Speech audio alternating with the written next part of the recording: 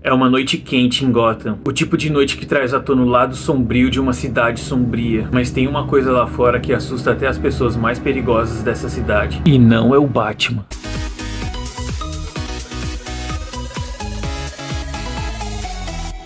E aí pessoal, sejam muito bem-vindos ao Fandom Prime. Meu nome é Cisco e no vídeo de hoje eu queria falar com vocês sobre o quadrinho Batman vs Predador. Essa aqui é uma publicação da editora Panini, em capa dura, né? E reúne as 3 minisséries Batman vs Predador, em 408 páginas. Só que, na real, essa aqui é a segunda edição que a Panini traz desses grandes encontros de DC Comics Dark Horse. O primeiro então foi esse aqui, Grandes Encontros de DC Comics Dark Horse, Liga da Justiça. E enquanto esse Grandes Encontros da Liga da Justiça vai trazer vários crossovers entre os personagens da DC e da Dark Horse, ou seja, trabalhando com vários personagens dessas duas editoras. Já esse aqui, Batman vs Predador, vai trazer unicamente o Batman pelo lado da DC e o Predador pelo lado da Dark Horse. Eu já fiz um vídeo comentando sobre essa edição anterior dos Grandes Encontros, e nele eu falei sobre cada uma das minisséries que compõem esse encadernado aqui. E eu super recomendo que você assista esse vídeo, eu vou deixar linkado aqui nos cards, se você gosta de grandes encontros e crossovers épicos. E falando de modo imparcial, eu acho que foi uma resenha muito bacana, mas daí você vai ter que assistir o vídeo e tirar suas próprias conclusões. Mas enfim, antes de falar desse quadrinho aqui propriamente dito, vamos falar um pouco sobre o Predador, essa criatura fascinante que já é ícone da cultura pop há mais de 30 anos. Eu também já falei meio que por cima sobre o Predador no vídeo que eu fiz sobre esse quadrinho aqui, porque ele faz parte de uma das minisséries que compõe esse encadernado. Então, mais um motivo para assistir aquele vídeo depois. Mas como lá eu fiz basicamente um resumo de uma visão geral, aqui eu vou tentar fazer mais do que um breve comentário. Bom, como eu tinha dito naquele vídeo, eu nunca tinha assistido ou lido nada sobre o Predador até o ano passado, quando lançaram o filme mais recente da franquia, que é Predador: A Caçada. E quando esse filme saiu, eu obviamente não sabia da existência dele e também não tava nem aí. Só que então eu acabei vendo muita gente falando sobre esse filme. E por várias semanas, pelo menos uma vez por dia, eu vi uma postagem sobre Predador: A Caçada. E eu, influenciável como sou, acabei pegando interesse em assistir esse filme. Mas aí tinha a questão de que, porra, eu sabia que o Predador tava aí há mais de 30 anos. Sabia que tinha um monte de filmes do personagem. E eu não queria assistir um monte de filmes só pra poder ver esse novo. Só que aí eu acabei descobrindo que esse novo filme que saiu no ano passado, cronologicamente dentro da franquia do Predador, ele é o primeiro. Então, no dia que eu tava procurando alguma coisa pra assistir, eu pensei, poxa, eu não preciso ver nada antes de assistir esse aqui, então eu vou assistir ele agora. E eu acabei achando o filme sensacional, o que me motivou a assistir todos os outros filmes da franquia. Só que aí, vamos lá, o Predador surgiu em 1987 no filme estrelado pelo Arnold Schwarzenegger. E naquele filme, ele não tinha nenhuma história de base. Era simplesmente a ameaça alienígena que aqueles brucutu iam enfrentar. Tanto que a motivação por trás do filme do Predador veio de uma brincadeira entre os roteiristas que começaram a imaginar como seria uma luta entre o Rocky Balboa e o ET.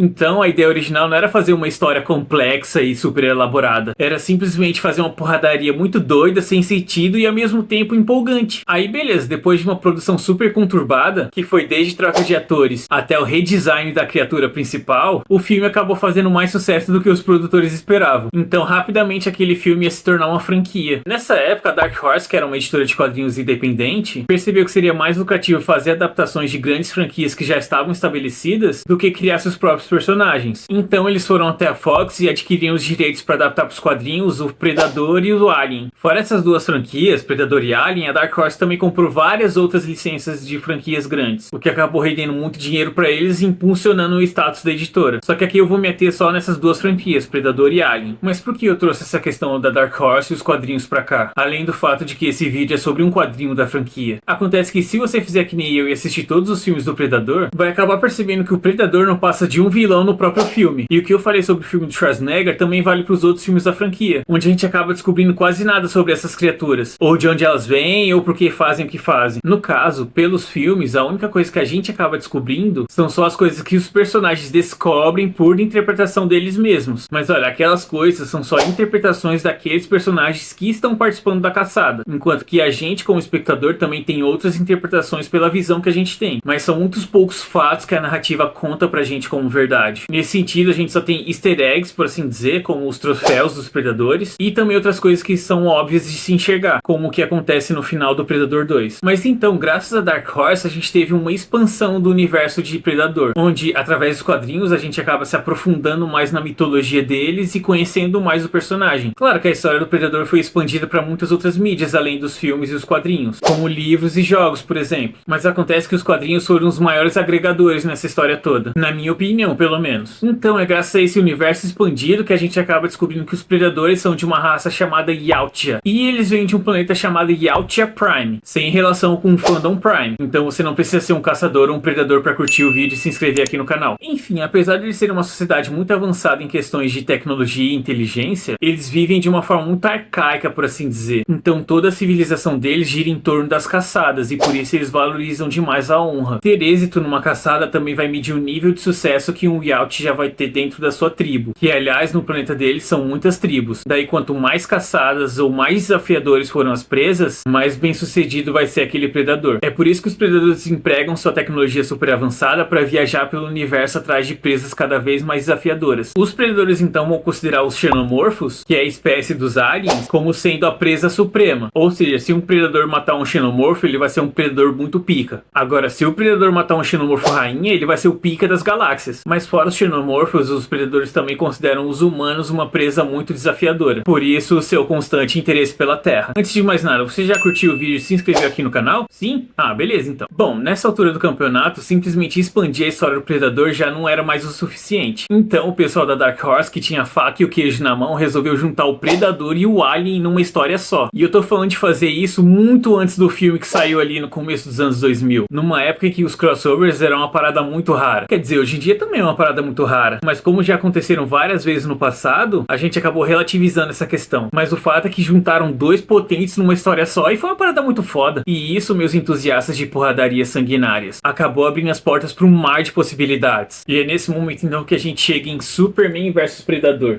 Não, tô brincando, Superman vs Predador saiu só nos anos 2000. O que veio realmente depois de Alien vs Predador foi Batman vs Predador. E bom, não vou falar muito sobre o Batman porque, bom, o Batman todo mundo conhece. Seria basicamente pais mortos, criança traumatizada, desejo por justiça, Batman. E o que a gente vai ter aqui nesse calendário, então, como eu disse, são 3 minisséries do Batman versus o Predador. E não são 3 minisséries aleatórias que mostram encontros casuais do Batman com o Predador. Não, aqui a gente tem uma trilogia, histórias que são sequências uma da outra. Mas então vamos lá, por partes, começando do começo. No primeiro Batman vs Predador, a gente vai ter essa Gotham City passando por uma época de calor infernal. E, aliás, um dos elementos que é apresentado no primeiro filme da franquia, aquele com Schwarzenegger e não o que saiu no ano passado, que é o primeiro cronologicamente, seria o de que o local ideal para os predadores realizarem sua caçada é um ambiente muito, muito quente. E essa questão, então, vai ser trazida de volta nos outros materiais da franquia do Predador. Inclusive a história aqui do Batman vs Predador, que é basicamente uma ideia de que, não deixa doce no seu quarto senão vai juntar formiga. Ou, não deixa a sua cidade esquentar muito, senão vai atrair predador. Enfim, então além de estar num clima de caçada, Gotham City é uma cidade muito perigosa, como todo mundo bem sabe. Ou seja, um desafio perfeito para os predadores. Então, quando o predador chega em Gotham pela primeira vez, tá rolando a disputa pelo cinturão dos pesos pesados do boxe. E o lance então de ter os maiores lutadores disputando o título de campeão é um negócio que vai atrair o predador. Mas acontece que esses dois lutadores são caras de dois chefões do crime rivais de Gotham. Então, quando o predador mata o campeão do boxe, o chefão do crime acha que isso na verdade foi um ataque pessoal contra ele, o que vai acabar desembocando numa grande guerra de gangues. Nisso, o Batman vai entrar em cena para investigar quem matou aquele lutador e também para arrumar um jeito de impedir essa guerra de gangue. E nisso o Predador segue com a caçada dele, porque numa guerra assim tem sempre alguém se provando ser mais forte do que o outro. Mas aí então o Batman começa a fazer as bate-coisas dele e isso acaba fazendo dele a presa principal do Predador. E é nesse momento que o Batman leva uma surra federal. Eu ia falar que não tá escrito quanto o Batman apanhou, mas na real tá escrito e desenhado. E ele só consegue escapar ali com vida mesmo por causa do roteiro. Mas o fato é que o Batman, que tava começando a entender quem era aquele caçador misterioso, tem que sair de cena por estar incapacitado. E é aí que começa de vez a carnificina por Gotham. Puta que pariu, é um banho de sangue que não é brinquedo não. Mas então depois de se recuperar e já saber contra quem ele tá lutando, o Batman parte pro round 2 contra o Predador. E aí os caras pegaram e levaram ao extremo aquela questão de que o Batman derrota qualquer um com preparo. Porra, mano, ele fez até uma armadura anti-predador. Aí quando você vê isso não tem nem o que falar, né? Eu particularmente gostei bastante dessa primeira minissérie. Das 3 que tem encadernada aqui, foi a que eu mais curti. E ela pra mim tem um ar muito de anos 90. Esse Batman, essa Gotham, pra mim parecia muito o Batman do Tim Burton. E essa história aqui em si me pareceu muito com o Predador 2. Muito pela questão da ambientação, da cidade cercada pelo crime e tudo mais. O que pra mim não é demérito nenhum, porque eu gosto bastante do Predador 2. Gosto mais do que o primeiro com Schwarzenegger, aliás. Ele é parecido inclusive até no final, quando o Predador é derrotado e chega aquele conselho de predadores reconhecer o valor daquele guerreiro que derrotou um dos seus.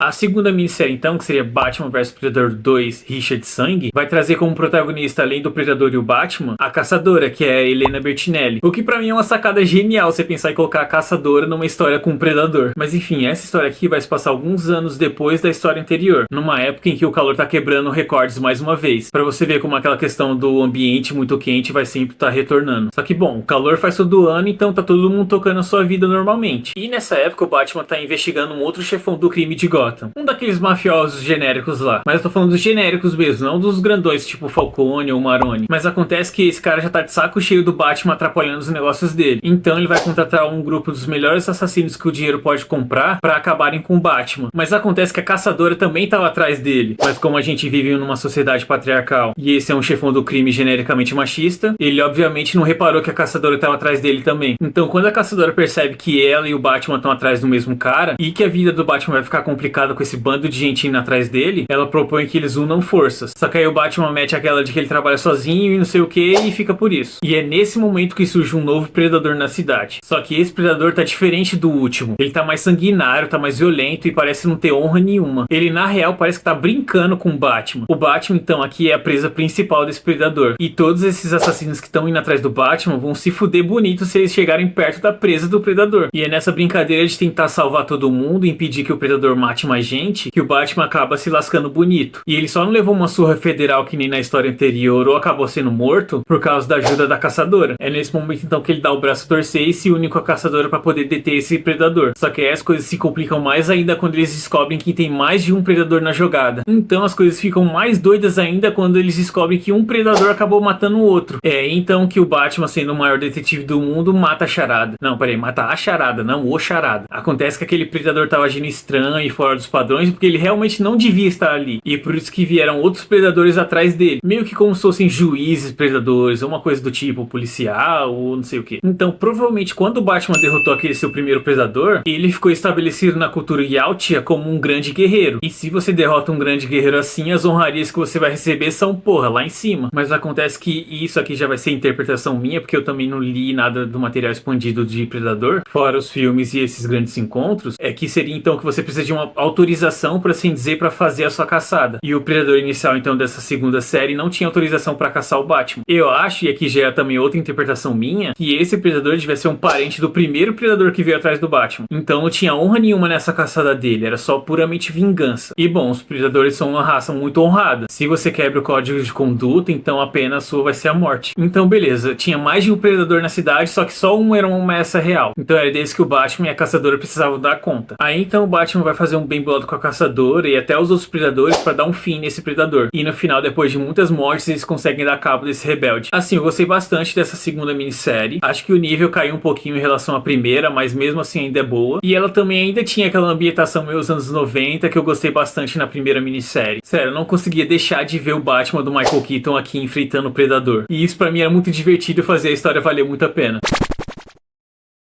A terceira minissérie que vem aqui então é Batman vs Predador 3, Laços de Sangue. E mesmo tendo saído em 97, ela tem muita cara dos anos 2000. Essa pra mim foi a mais fraca dessas três que tem aqui. Nessa terceira história, já se passaram alguns anos desde a última passagem dos Predadores por Gotham, e mais uma vez a gente volta pra uma época que tá passando muito calor. E essa história então vai trazer como protagonista, além do Batman Predador, o Robin Tim Drake, que caso você não saiba é o terceiro Robin. Bom, tirando o calor, Gotham City então tá dentro dos seus padrões normais, com uma onda de crimes absurdos acontecendo. E nessa bagunça a gente vai ter o Sr. Frio fazendo puta de um assalto e conseguindo fugir do Batman, só pra algumas horas mais tarde ser encontrado pela polícia depois da sua quadrilha inteira ser massacrada. E enquanto analisa a cena do crime, o Batman logo percebe que aquilo era obra da criatura. E a primeira atitude do Batman então é botar o Robin pra escanteio até o predador sair da cidade. E depois de elaborar um estratagema e conseguir uns aparelhos muito caros, o Batman consegue muito rápido encurralar o predador, só que acaba sendo surpreendido quando ele descobre que dessa vez eles estavam caçando em dupla. Enquanto isso, o Robin, que se sentiu sacaneado por ter sido deixado de lado, resolve investigar o que tá pegando, e isso acaba atraindo a atenção dos predadores. Então os predadores acabam dividindo suas forças, colocando um pra ir atrás do Batman e o outro atrás do Robin. Quando o Batman então descobre que a porra ficou séria, ele logo corre pra ele derrotar de uma vez o predador. E bom, ele consegue derrotar o predador que foi atrás dele, só que o outro predador que foi atrás do Robin quase acaba matando ele e o Alfred. Só que com o Batman tendo derrotado o predador dele, o Batman então tinha percebido que aquela na verdade não era uma caçada de dupla de amigos, era na na verdade um ritual de passagem, um lance entre pai e filho, e cada um tava atrás de um desafio à sua altura, com o pai indo atrás do Batman e o filho indo atrás do Robin. Assim, não achei essa terceira parte ruim, mas o nível de qualidade dela é menor do que a anterior, o que já é bem menos do que a primeira. Mas ela trouxe uma coisa que eu achei interessante, que eu pelo menos não tinha visto até então na cultura dos Predadores, que seria essa relação de pai e filho. E mesmo eu não achando ela tão boa quanto as outras, eu não acho que foi um desperdício.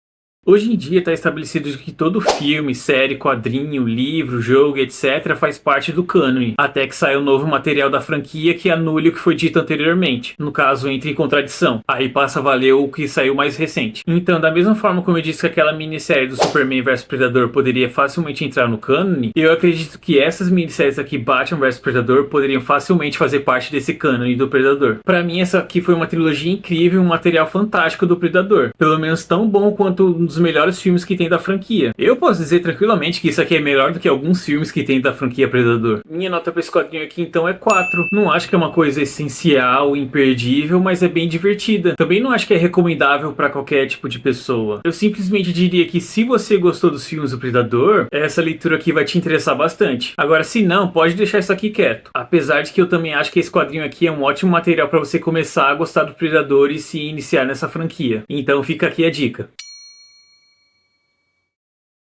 Ponto alto desse quadrinho aqui então. Como eu disse na minha resenha sobre esse quadrinho aqui, eu gosto bastante do Predador. A criatura em si e toda a sua mitologia me fascinaram. Só que os filmes em si eu não achei lá grande coisa. Mesmo com alguns sendo muito bons e outros sendo bem qualquer coisa. E mesmo assim eu acabei gostando mais do Predador do que do Alien. Que, aliás, quando eu fui fazer a maratona pra assistir os filmes do Predador, eu meio que intercalei com os filmes Alien. Eu também nunca tinha assistido nada até o ano passado, mas como eu ia assistir tudo de Predador e vi que as duas franquias se entrelaçavam, eu acabei fazendo uma maratona de Alien também. E pô, os filmes do Alien são muito melhores do que o Predador. São filmes bons assim num nível geral, que eu viria aqui e te recomendaria porque são filmes bons. Claro, tendo um ou outro ali que são ruins ou que eu acho ruins por questão de gosto. Mas ainda assim são muito bons. Diferente do Predador, que tem filmes meia boca e eu gostei da criatura. Mas ainda assim são filmes muito bons e uma maratona que vale a pena. Então beleza, o Predador pode não ter filmes muito bons, só que ele é um personagem muito bom. E esse quadrinho aqui traz elementos que agregam bastante para essa mitologia do personagem. Por isso eu vou destacar aqui como um ponto alto essa cena aqui da terceira minissérie, que apesar de não ser a que eu mais gostei, trouxe essa questão aqui que eu achei fascinante, que seria aquela relação de pai e filho entre os predadores. E nessa cena aqui, que é basicamente um flashback do predador pai contando pro filho sobre a sua primeira caçada, onde ele veio aqui pra Terra muitas décadas atrás, e nela ele teve sucesso e acabou levando uma arma como troféu. E isso é basicamente o que acontece no Predador a Caçada, o filme do ano passado. Quer dizer, tirando que no Predador a Caçada quem ganha é a humana, não o predador, mas tem a questão dela derrotando o oponente e ganhando o troféu, do mesmo jeito que acontece no Predador 2, onde aquele conselho de predadores aparece para entregar aquela arma como troféu para aquele policial que derrotou o predador. Então, além de achar a relação pai e filho dos predadores muito foda, eu achei essa cena aqui em particular muito fantástica. E por isso que pra mim foi o ponto alto da história. Ponto baixo então pra mim foi esse momento aqui da primeira série, onde o Batman arruma um bate-traje anti-predador.